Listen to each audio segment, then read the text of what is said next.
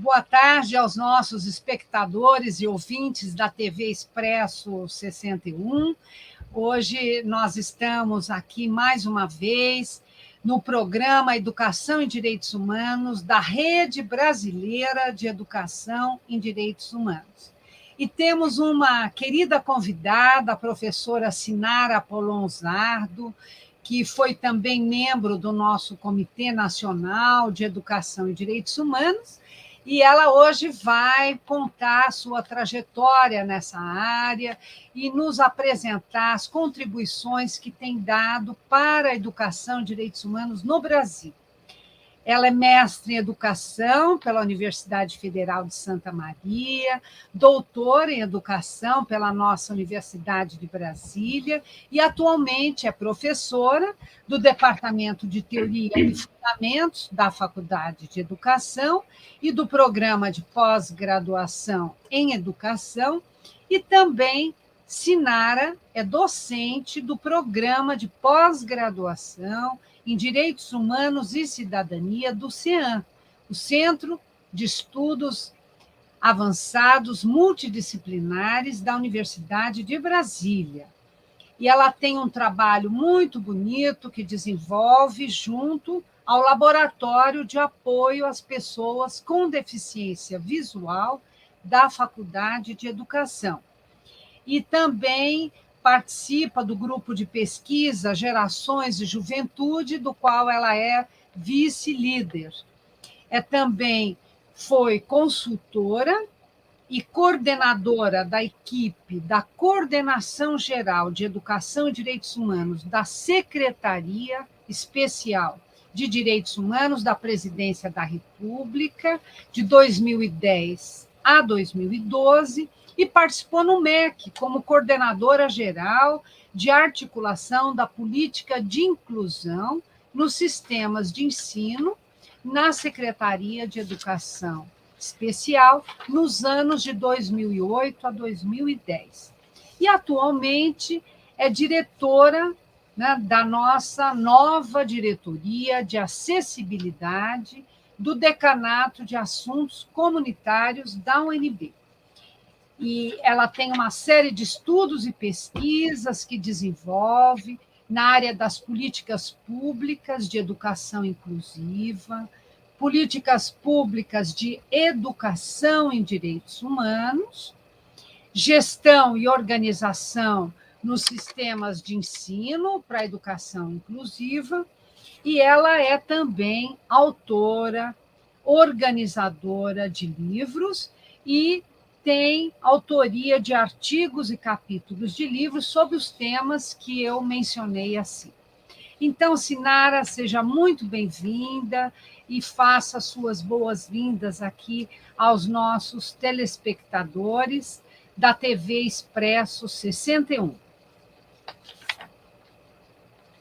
Bom, boa tarde a todos, todas, todes. Boa tarde, professora Anaí. Eu gostaria de agradecer a oportunidade de dialogar com a senhora, registrar também minha admiração pelo seu trabalho, pela sua luta em prol da educação em direitos humanos na UNB e no Brasil. Dizer também que o seu trabalho nos inspira, a continuar acreditando que a educação em direitos humanos é uma ferramenta de transformação, necessária para uma mudança de cultura, de uma cultura de direitos humanos. Então, Sinara, muito obrigada. Eu queria começar a nossa conversa. Gostaria que você falasse sobre essa sua trajetória de formação acadêmica, não é? E como foi essa aproximação com a temática dos direitos humanos. Uhum. Sim, então, professora Anaí, minha formação inicial ela é em pedagogia, eu sou formada como pedagoga pela Universidade Federal de Santa Maria, fiz especialização em gestão educacional e o mestrado em educação pela mesma universidade, na UFSM. E desde a graduação eu me dediquei a estudar sobre a perspectiva da educação inclusiva, da educação especial e da acessibilidade para os estudantes com deficiência e necessidades educacionais específicas. A UFSM ela tem uma tradição e um reconhecimento nessa área de estudos e pesquisas no campo da educação especial. E esse era um tema que me encantava desde quando eu fiz o curso normal. Eu fiz o curso normal no ensino médio, atuei com crianças com e sem deficiência, nas mais diversas situações socioeconômicas, e eu observava que quando a escola, né, ela não se orienta pela perspectiva da inclusão, ela pode se tornar um local de exclusão, né? Quando não há o reconhecimento das diferenças das crianças, ou quando não há modificações pedagógicas e metodológicas, a escola pode se transformar num espaço de exclusão. Então, como propor uma prática pedagógica que acolha as diferenças, como pensar as políticas públicas, né, ou como as políticas públicas elas têm se constituído nessa perspectiva, sempre foram questões que, por assim dizer, orientaram os meus estudos, né, e também por eu ter sido orientada por professores que trabalhavam nessa perspectiva, né, durante toda a minha formação na graduação e na pós-graduação. Então, após a conclusão do mestrado, eu vim para Brasília, atuei como consultora num organismo internacional junto ao Ministério da Educação, e nessa oportunidade, então, eu participei de um processo de pesquisa de abrangência nacional que tinha como objetivo conhecer as experiências de inclusão de estudantes com deficiência nas escolas de ensino regular das 5 regiões brasileiras. E essa pesquisa envolvia gestores, professores das salas de aula, professores das salas de recursos, e também eu tive a oportunidade de dialogar com jovens, crianças e familiares dessas crianças também.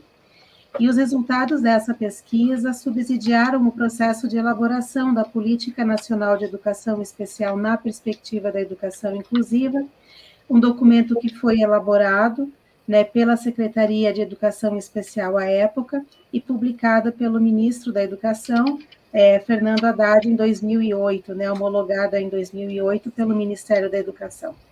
Sim. E após essa experiência de pesquisa, eu assumi, então, a função na coordenação do MEC, responsável pela implementação da política nos sistemas de ensino, né? E aí, como uma política orientadora, a tarefa se ampliava no sentido de desenvolver ações, projetos e programas voltados, então, para a formação de professores, para a produção de material acessível, para acessibilidade nas escolas, dentre outras ações, né?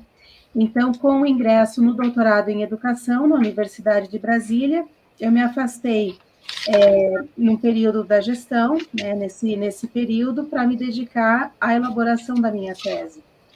E foi nessa experiência de ingresso na UNB, articulando a experiência, né, da graduação e do mestrado em Santa Maria, aliada à atuação no Ministério da Educação, que eu inicio os estudos sobre direitos humanos, sobre educação em direitos humanos, e passo a compreender, então, que a educação inclusiva ela é um fundamento da EDH.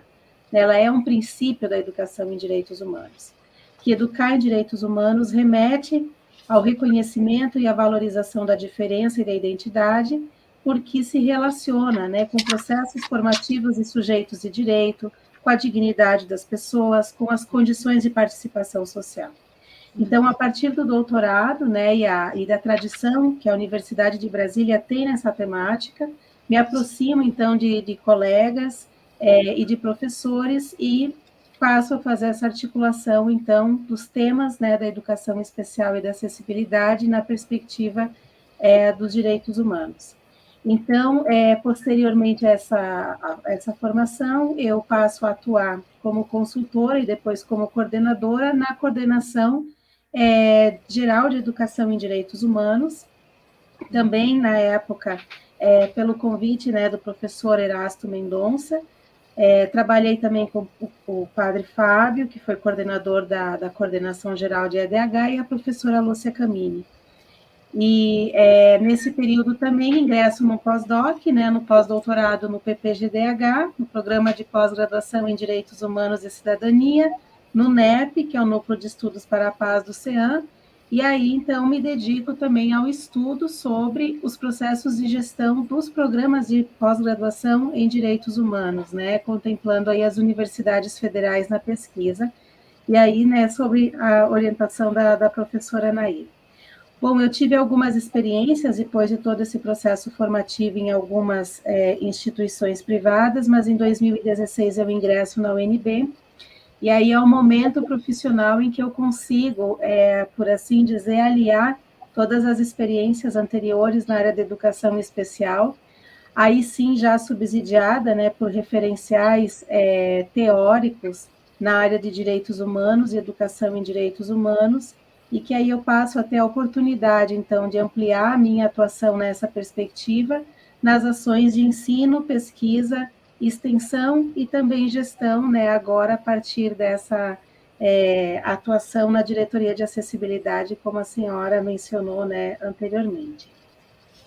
Então, mas veja bem, você foi uma pessoa importante junto ao nosso Comitê Nacional de Educação e Direitos Humanos, não é? Deu grandes contribuições ao comitê, e eu gostaria que você contasse um pouco essa experiência, não é? Como é que ela se desenvolveu, não é?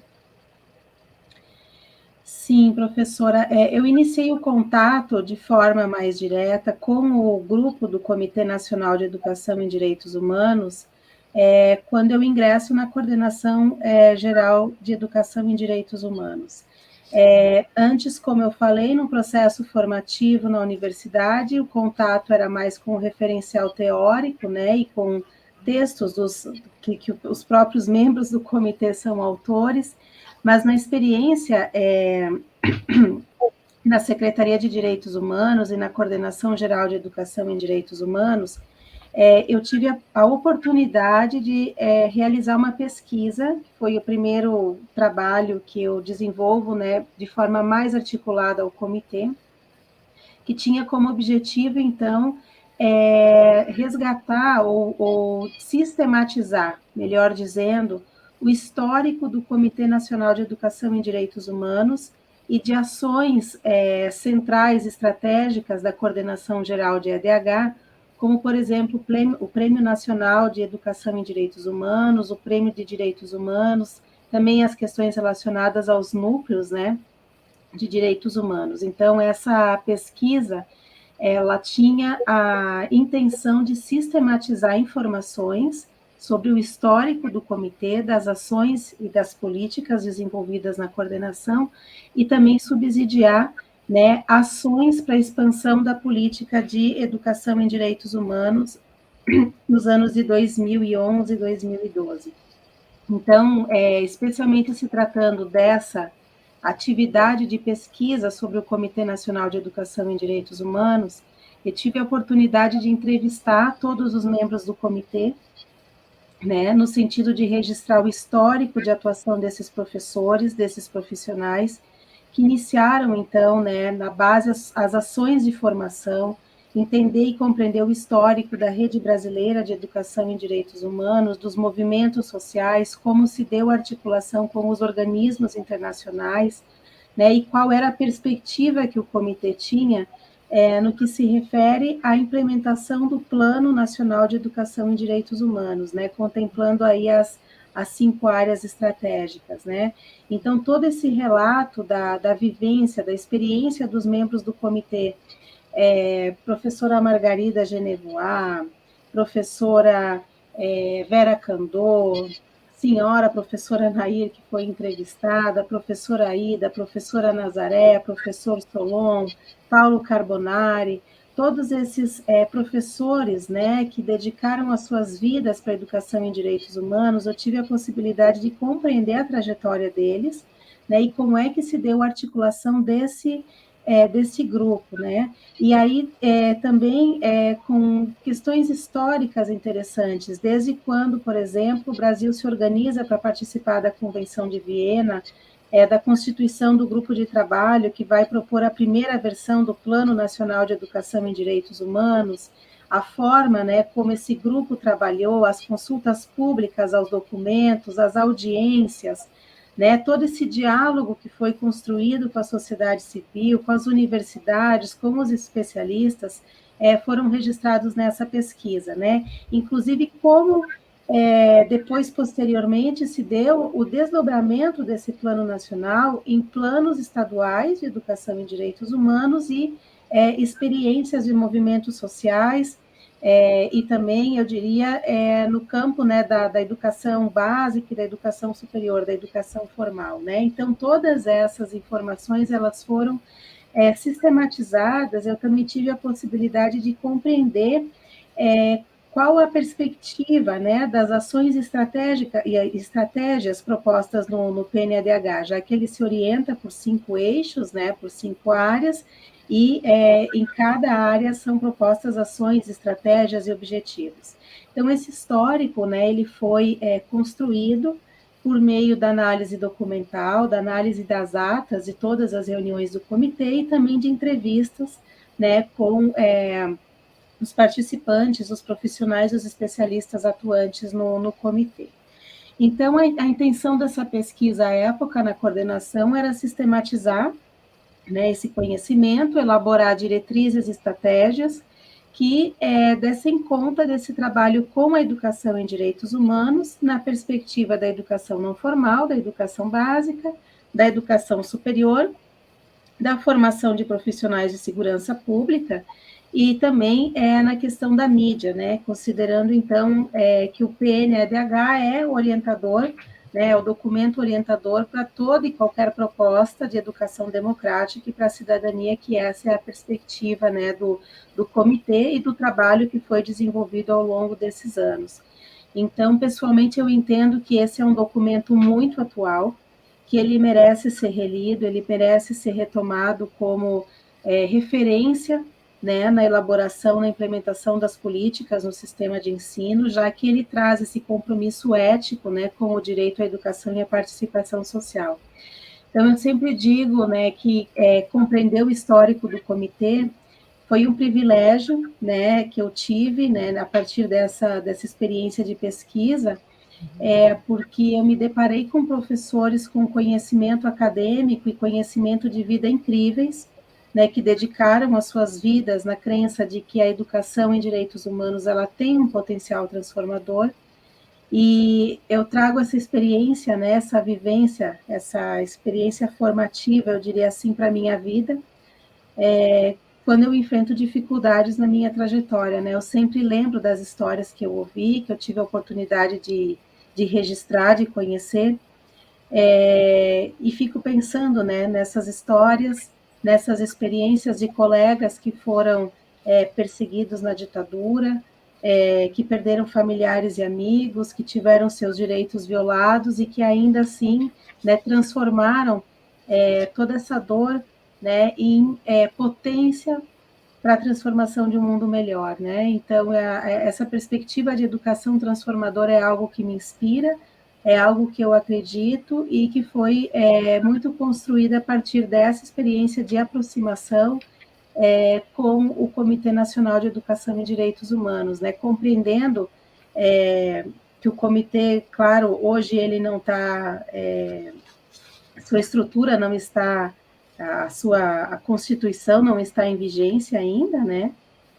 Não, nós não retomamos as atividades, nós tivemos depois algumas mudanças na composição desse comitê, da perspectiva inicial que ele tinha, a partir da indicação, né, de professores pelas universidades. Então, as universidades se candidatavam nesse sentido. Então, eu e a professora Ana Tereza estávamos, à época, né, representando o comitê pela UNB, mas os trabalhos foram suspensos. Mas a gente entende que toda essa trajetória e todo esse caminho que foi percorrido nos subsidiam hoje e nos motivam a continuar no nosso espaço de atuação profissional na universidade, a compreender que a educação em direitos humanos, né, ela precisa ser trabalhada como um princípio formativo em todos os cursos de graduação e pós-graduação, no ensino, na pesquisa, na extensão, na gestão, enfim. Então, é nesses espaços que a gente ocupa hoje que a gente, então, compreende, né, a necessidade de pensar e de atuar na perspectiva da EDH. Pois é, você, inclusive, Sinara, teve uma participação no processo. Deixa eu tomar uma água aqui.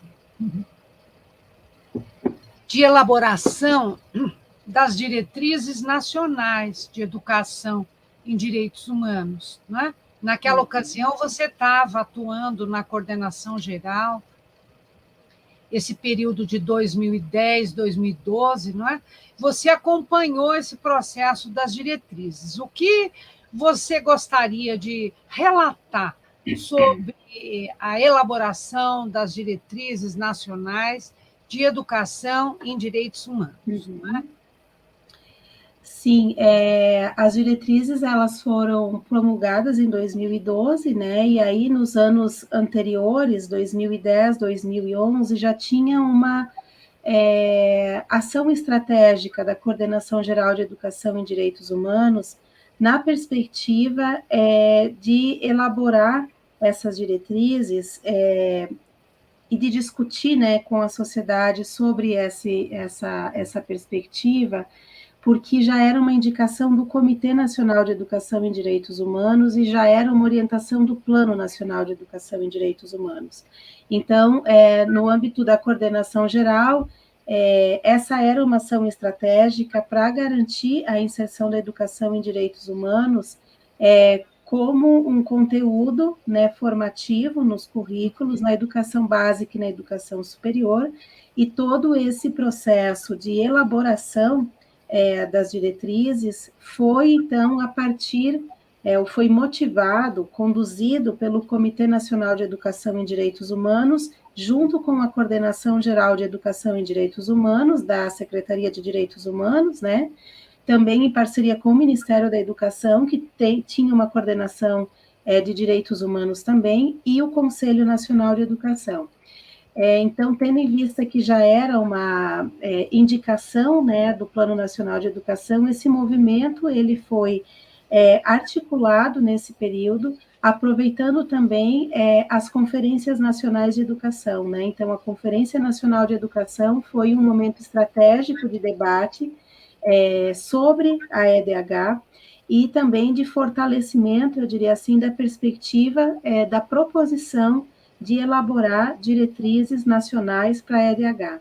Então, um ator que eu digo que foi um ator dessa política, né, nesse processo de articulação, foi o professor Erasto, que à época estava, né, à frente desse trabalho e que fez toda a articulação, o professor Erasto Mendonça, também professor da UNB, né, aposentado hoje, mas que fez todo esse processo de articulação e o comitê também participando e subsidiando, né, todo o processo de elaboração. Também vou destacar aqui a participação da professora Ana Klein, que à época atuou como consultora e que sistematizou todas essas propostas.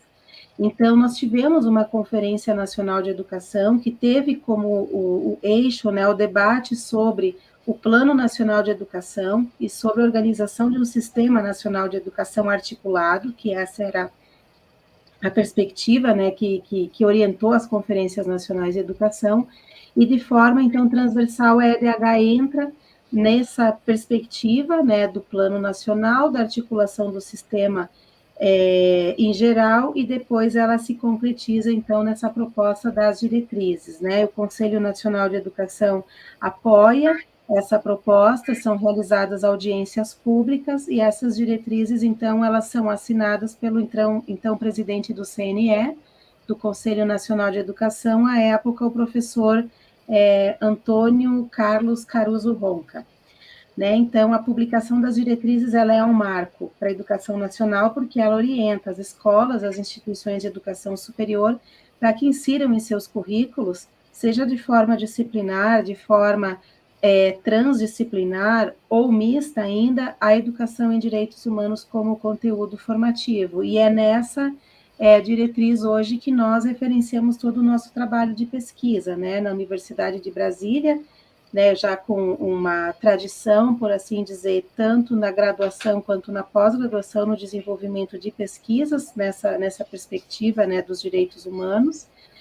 considerando também a transversalidade, a disciplinariedade, porque a gente trabalha com essas duas perspectivas na nossa universidade, mas, para além dessa questão do conteúdo formativo, né, nós entendemos que as diretrizes, elas também possibilitam, né, uma perspectiva de formação diferenciada, pautada numa perspectiva de leitura crítica da sociedade, das relações humanas, do respeito à dignidade, da diferença das pessoas, né, e desses pressupostos aí que inspirados, obviamente, na teoria do Paulo Freire.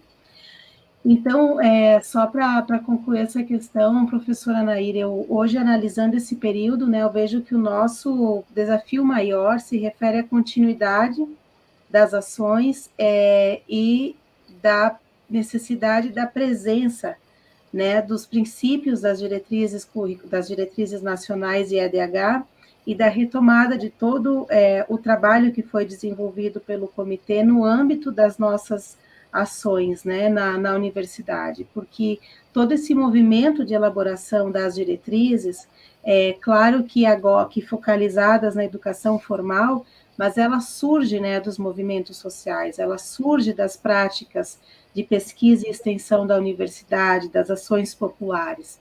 Né? Então, retomar, ou não é nem retomar, é manter presente essa perspectiva de trabalho na universidade pública, né? Ela é desafiadora hoje, mas, ao mesmo tempo, ela é uma perspectiva transformativa, né? Já que a educação em direitos humanos, ela não é só um conteúdo, mas ela é uma postura de vida, né? É uma visão de mundo, eu diria assim, que traz essa perspectiva da dignidade humana como eixo, né, do processo formativo.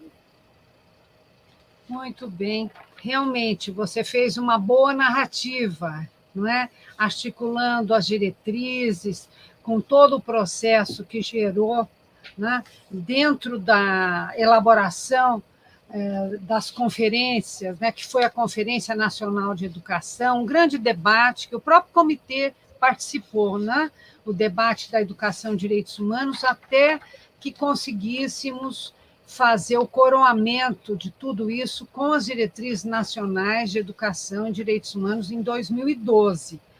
E você também, no seu pós-doutorado, você teve como tema de pesquisa a pós-graduação em direitos humanos. O que você gostaria de comentar sobre essa pesquisa, os resultados, né? Este panorama que você traçou após a experiência, né, dessa investigação? Isso, então, já tendo como referência, né, todo esse processo histórico e de construção do Comitê Nacional de Educação em Direitos Humanos, e também no mesmo período de homologação das diretrizes de educação em direitos humanos, eu me coloco o desafio, então, de realizar um pós-doutorado, né, que foi desenvolvido no Programa de Pós-Graduação em Direitos Humanos e Cidadania da UNB, entre 2012 e 2013, e a perspectiva era estudar os processos de gestão dos programas de direitos humanos das universidades federais, e aí contemplando, então, a experiência, né, da Universidade de Brasília, da Universidade Federal de Paraíba, da Universidade Federal de Pernambuco e da Universidade Federal de Goiás. Né, foi realizada uma análise documental sobre os documentos que orientam a perspectiva curricular de formação desses programas de pós-graduação, à época com cursos de mestrado, e em processo de implementação dos cursos de doutorado. E também foram realizadas entrevistas com os coordenadores de curso, né? E a intenção era também, a partir da compreensão da experiência dos colegas nas universidades federais, também ter subsídios para compreender a própria experiência, né, da UNB, ou seja, da experiência, né, dos colegas ou das outras universidades, também poder realizar um processo de autoavaliação, por assim dizer, né, do nosso programa e da nossa instituição. Então, em linhas gerais, a partir dessa análise de documento e das entrevistas que foram realizadas com os coordenadores, Os resultados da pesquisa indicaram a complexidade da gestão dos programas, tendo em vista a característica interdisciplinar que esses programas têm, né? As outras pós-graduações, os outros programas, eles têm uma perspectiva disciplinar, e esses programas específicos de direitos humanos, uma característica interdisciplinar. Então, eles congregam, né, professores de diferentes unidades acadêmicas, professores com diferentes trajetórias de formação e formação em áreas do conhecimento distintas, que se articulam, né, em grupos de trabalho voltados para a questão da pesquisa e da formação de recursos humanos com essa perspectiva de direitos humanos. Então, apesar da interdisciplinariedade ser uma novidade, um diferencial, eu diria assim, um diferencial desses programas, ao mesmo tempo se apresenta como um desafio, porque a estrutura das universidades, no geral, elas ainda são disciplinares, né? Então, esse foi um dos resultados que nós conseguimos obter no desenvolvimento dessa pesquisa. Outro também é a questão, né, dos recursos financeiros e dos recursos humanos para sustentar, ou ainda para manter as ações dos programas de pós-graduação, né? E aí volto a frisar nessa perspectiva de consolidação de cursos de mestrado e, à época, transição para a implementação de cursos de doutorado, né? Hoje, atualmente, os programas já possuem seus cursos de doutorado em pleno funcionamento. E ainda eu destacaria um terceiro resultado, assim, que foi muito presente na fala das coordenadoras entrevistadas, dos coordenadores dos programas entrevistados, que é essa dificuldade entre conciliar, né, uma pesquisa que tem como base o referencial de direitos humanos, a articulação com os movimentos sociais, né, enfim, com as diferentes formas de luta pela dignidade humana, com uma política de avaliação quantitativa e produtivista, que nem sempre era possível compatibilizar essas questões, né, no processo de gestão, e considerando também o público, né, ou o perfil, por assim dizer, dos acadêmicos que buscam, né, os programas com essa característica interdisciplinar e essa perspectiva de formação em direitos humanos. Então, esses foram os principais desafios, né, que nós evidenciamos na pesquisa à época, né, nesse período de 2012 e 2013. Então, e atualmente você está nessa nova diretoria que foi criada pela reitora Márcia Abrão, a diretoria de acessibilidade, não é? Que a UNB tem uma trajetória junto aos direitos humanos, não é? Que é muito reconhecida, porque também a UNB foi vítima da ditadura militar, né? Com invasões em 1964, 1977, não é? E a universidade teve que lidar com essas situações, né? De presença de policiais perseguindo alunos, professores, funcionários, enfim. Então, a universidade também é um lugar de resistência. Uhum. E ela tem já na sua trajetória, como mecanismos institucionais, a ouvidoria, não é? Que trata de todas as queixas, não é? Que a comunidade universitária deseja fazer em relação à gestão. Nós temos um Conselho de Direitos Humanos, né, que tem trabalhado para elaborar essa política que foi oficializada na UNB em dezembro de 2019, e atualmente está sendo proposta uma Câmara de Direitos Humanos junto ao Conselho Universitário, né? E o que você teria a dizer sobre essa nova proposta de diretoria de acessibilidade? Que é mais um avanço da política de direitos humanos da UNB. Exatamente, professora Nair, é um avanço muito grande na perspectiva da compreensão de que a acessibilidade ela também é um direito humano, né? E realmente parte da proposta do Conselho e também de um histórico, né? Que a UNB tem em relação à formação de estudantes com deficiência nos cursos de graduação, né? Os primeiros registros de inclusão de estudantes com deficiência na nossa instituição remontam aos anos 90, né? Existia um setor à época que depois se transformou numa coordenação, né? E após várias atuações e uma experiência acumulada, então, em 2019, publicada, né, uma resolução, que é a resolução número 50 de 2019, que institui a política de acessibilidade na UNB. E essa política, ela foi uma demanda, ela é uma demanda, né, da comunidade acadêmica.